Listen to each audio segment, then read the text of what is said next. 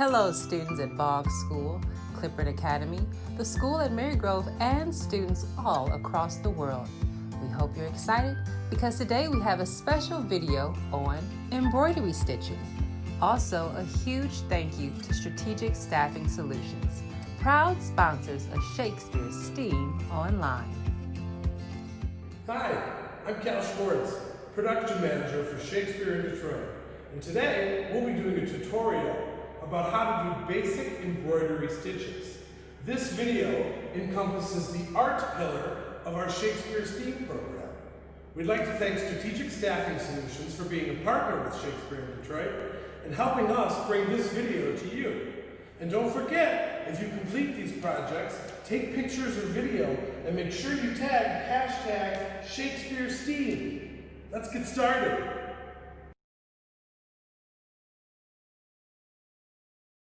Here's what we'll need to do our embroidery stitches. A piece of fabric, obviously. This is just a scrap of fabric we had laying around. The one thing you want to remember though, is you don't want stretchy fabric.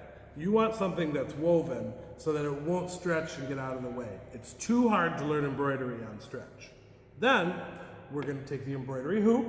You can find these online at any craft store. They come in various sizes. I just happened to pick this one. A nice ruler to draw your lines, some snips to cut your floss, pen, pencil, or disappearing ink to make your markings, embroidery needles, which are different than sewing needles. They have a bigger eye on them, which allows the floss to get through, because the floss is different than thread. Floss is actually multiple threads in one, so that way you can cover more area so that you can see your design. And then, obviously, you need floss. So, let's get started.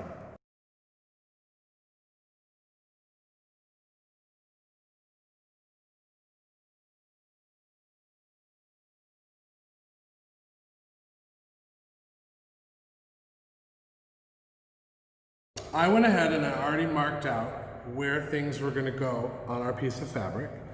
This one, we will label it, is our satin. This one will be our chain stitch. This is our French knot. And this one will be our, stem stitch. Oh no, our pen doesn't want to work.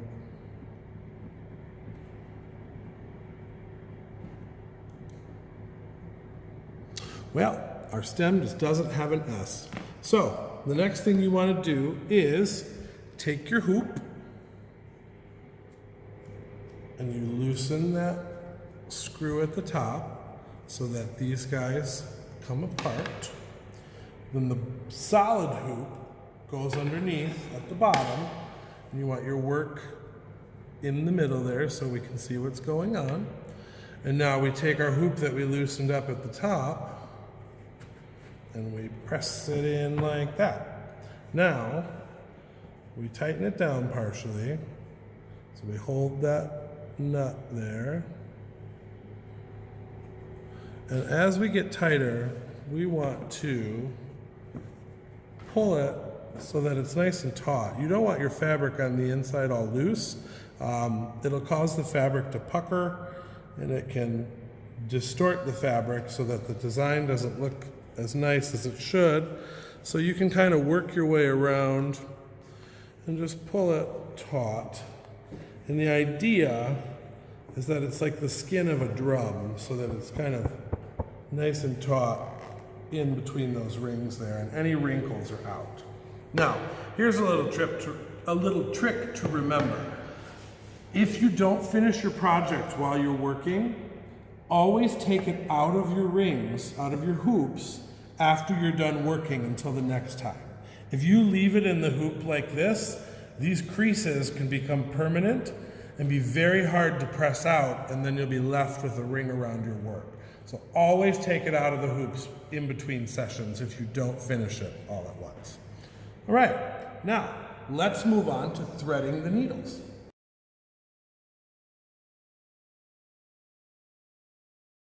So the first thing you do is you take your length of embroidery floss, and like I said before, floss is multiple threads strung together, so that way it looks thicker than normal thread would, because you're trying to fill an area with a design. This floss is comprised of 6 different threads, but they come in a variety of thicknesses. Now, here's the tricky part. You can kind of use your fingers to twist it to get it through, but you can see why the eyes of an embroidery needle are bigger, because you're trying to get, see, it's kind of tricky.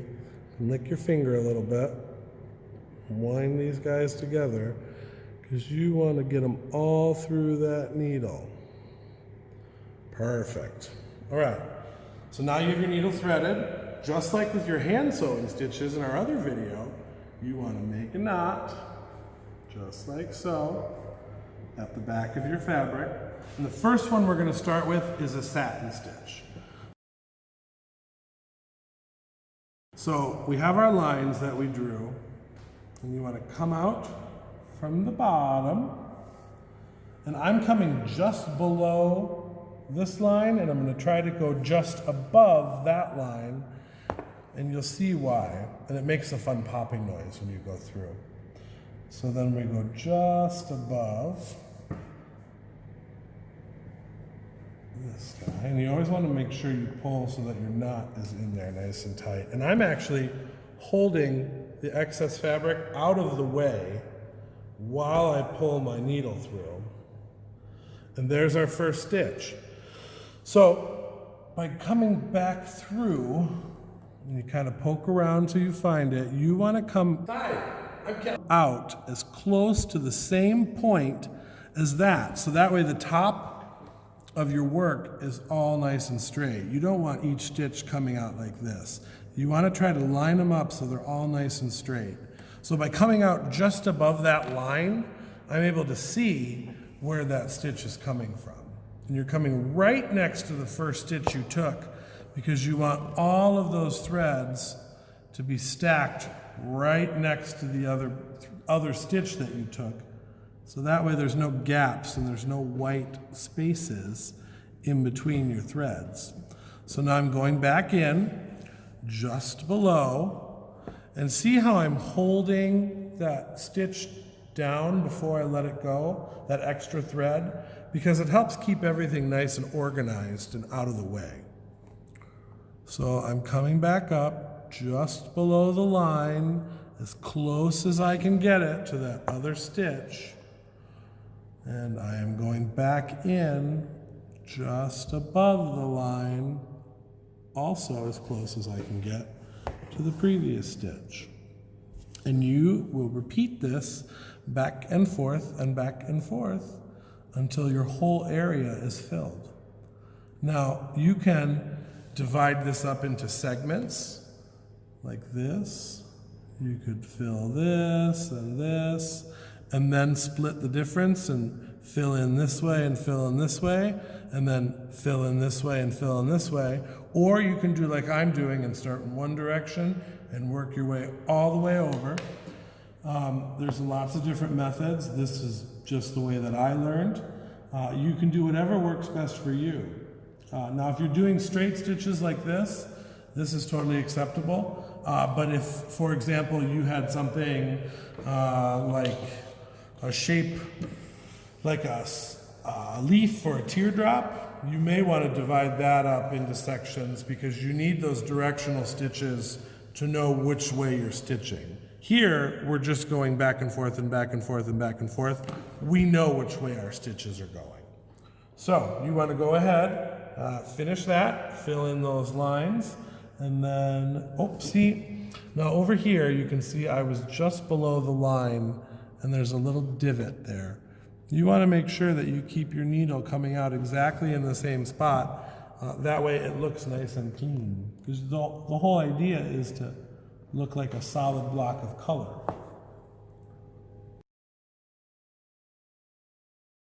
Next we have the chain stitch, which is the same thing. We thread our needle, we put our knot at the end, just like that. We come up through the back, Now I've drawn these little dots just to help us get used to the dexterity of this. But we poke our needle through, and we pull it taut to where the knot was. And now we're going to go back in exactly where we came out. But before we pull it all the way taut, see our loopy-doo here? We are going to pull it to about the length of where the next dot is, because we're going to come out from that dot, go through our loop, pull it till we're just taut, and we're going to go back down through that same hole, and then pull the whole thing taut, and that is going to make the first link in our chain. Let's try that again, shall we? So we are going to come back out where we just went in from the top of that chain. We're going to go back in from the same spot. We are going to come out from the next dot, loop through, and pull it just taut, just like that. Now that one looks much nicer. And that's our second chain. Okay?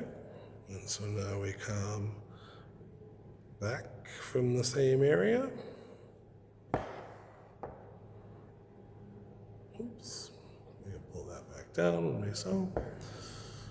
There's that. We make our loop. Come out from our next dot. Go through our floss. Come on, floss. And there is our next chain. Now, see how I just pulled that a little too tight there? That actually scrunched up our chain. So you don't want to pull it so tight that you close that loop. You want to keep that loop open so that you see that it's a chain. See how my first one looks more like a dotted line? That's because I pulled it too tight. So now we go back in to secure our chain down, come back out at the same spot, go back in at the same spot, and leaving just our little loopy-doo, we come out of our next dot, go through our chain link, give it a pull,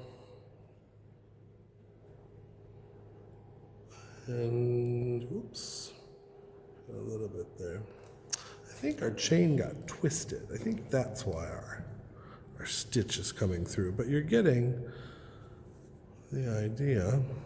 And then we go back down to lock in our chain link. And we come back up in the same spot. Go back down to make our, go back down to make our loop.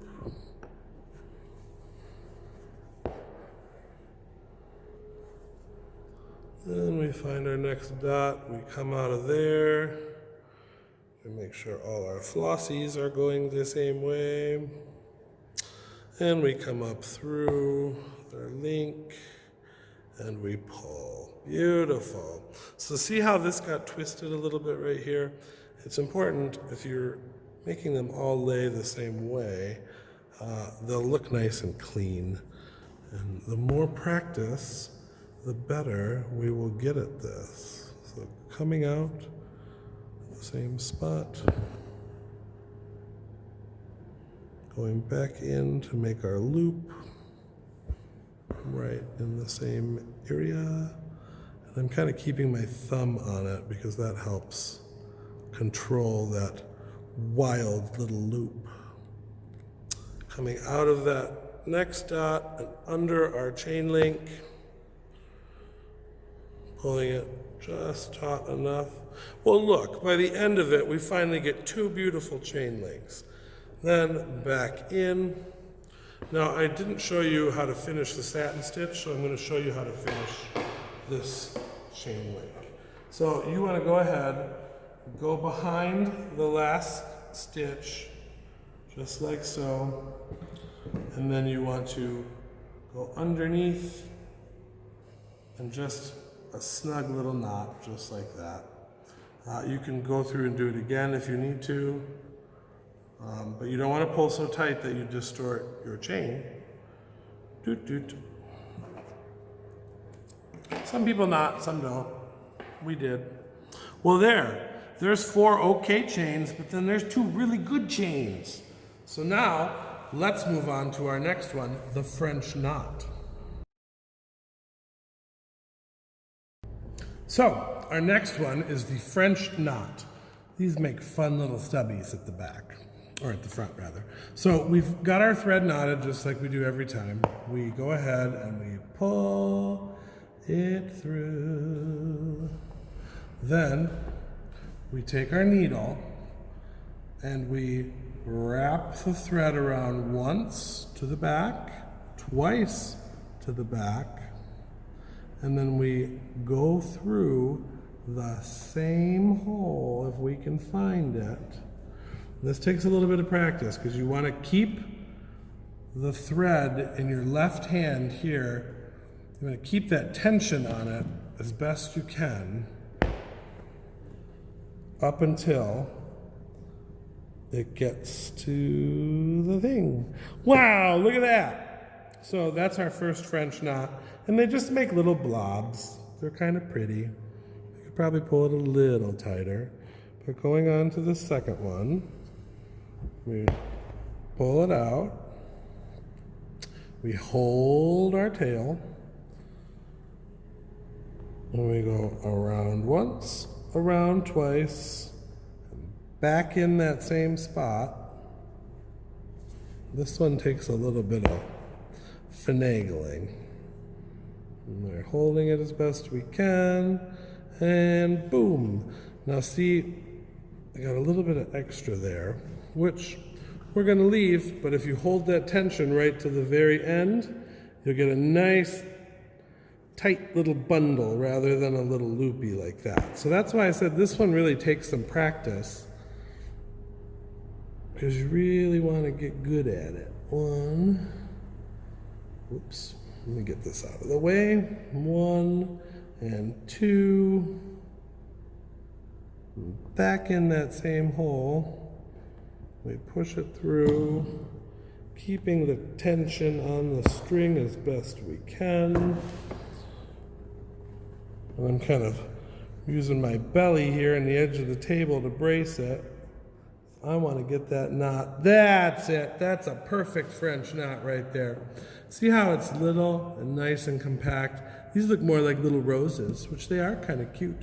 But this is exactly the way a French knot is supposed to look.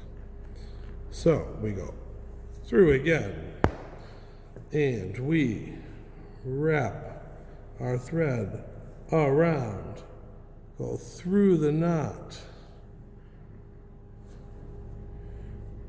and down in there. And right to the end. Yes, French knot. See, even Mr. Cal needs to practice a few times so he can get the hang of it. And we go back up here. Do this one. And let's do one final one, shall we? So, getting our needle nice and close to that fabric, wrapping once, wrapping twice, going back in, pushing it down, reaching from behind, pulling our knot down, and not so bad. So, as you can see from the work that we've done, it'll take a few times, but once you get through it, you'll get better as you go. Now, let's move on to the stem stitch. Now, our next stitch is our stem stitch, We knotted our thread just like before, or our floss rather. We pull it through. You're going to take a decent stitch, just like this. Not super long, not super short.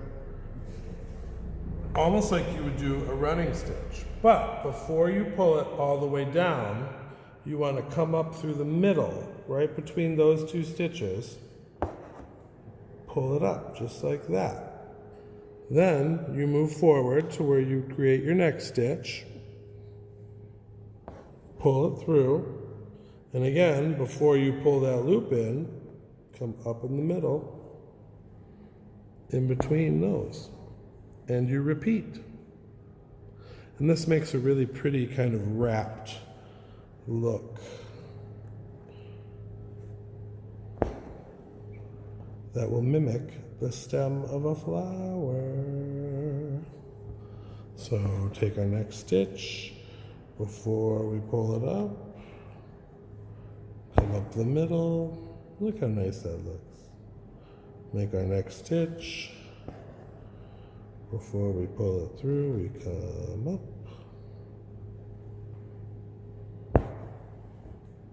Yeah, stem stitch. And we got a loose thread there, so we can go from the back and kind of pull everybody through. There we go. And then we make our next stitch before we come up. Before we go back, we come through there. And I'm always coming out on the same side of the loop as best I can, so that way I get a consistent pattern. So before I pull that loop, coming out the middle of the line, going behind that loopy-doo, and then that gives me the same look the whole way down the line. And one more time, pulling that through. And one last one. It's very pretty. It looks kind of like scroll work on molding. Through and then down to the bottom. And just like before, pull it taut. You can go through that little loop there, creating your other loop that you pull your knot through. You can do it twice, you can do it once, whatever you feel most comfortable with. And that is the stem stitch. And now I'm going to show you how to put all these together and end with a lazy daisy.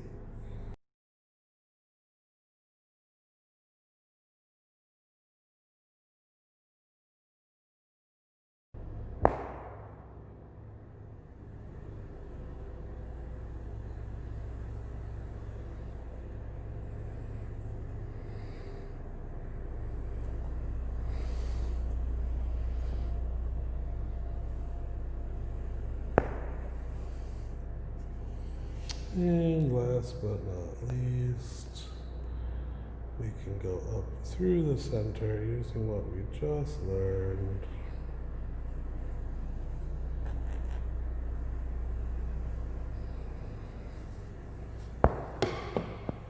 And we will do a little French knot to finish it off.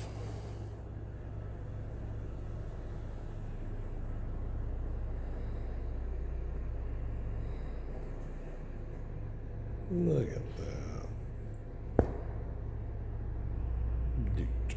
And then, just like before, we're going to knot the bottom. And some of our tensions came loose. That's all right. We'll make it work. And there you have it. This is your very own embroidery sampler. Remember, practice makes perfect. And as you can see, there's a few things in there that I need to go back and practice too. So I'm going to go ahead and do that. But in the meantime, while you guys make yours, I want you to make sure you take pictures or video of it.